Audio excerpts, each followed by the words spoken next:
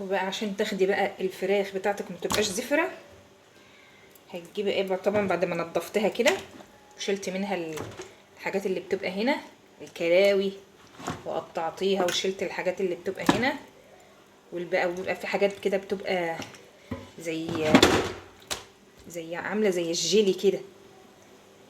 ماشي. هتجيبي بقى ليمون كده تدعكي كده كده بس جاي كده شويه ليمون حلوين كده، حتى لو مغيرين في التلاجة يعني مش لازم يكونوا ايه.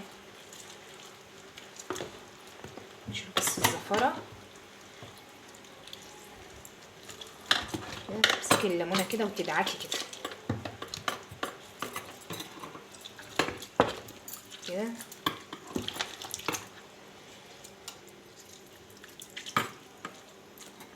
كده. شوف الليمون قد ايه، تدعكي كده حبة شوية كده.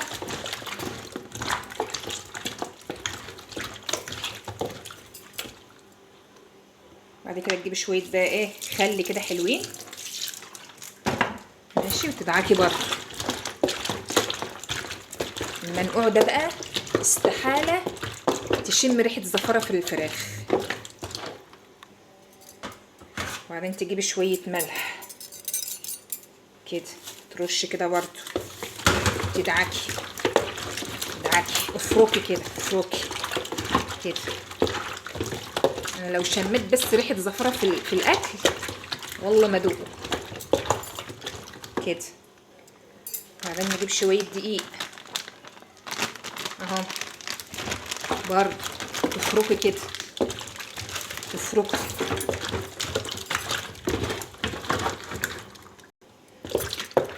كده.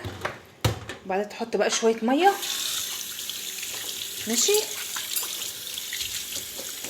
وتسيبوهم بقى منقوعين ليله، يعني انت هتطبخوهم بكره تنقعهم بالليل قبل ما تنامي، والصبح بقى تولعي عليهم. استحاله هتشم ريحه زفاره. صح يا حموزه؟ صح. ها بس حطهم في التلاجة. هتعملي ايه؟ بنقع الفراخ. اه نحطهم في التلاجة لحد ايه بكره. ماشي. بس كده.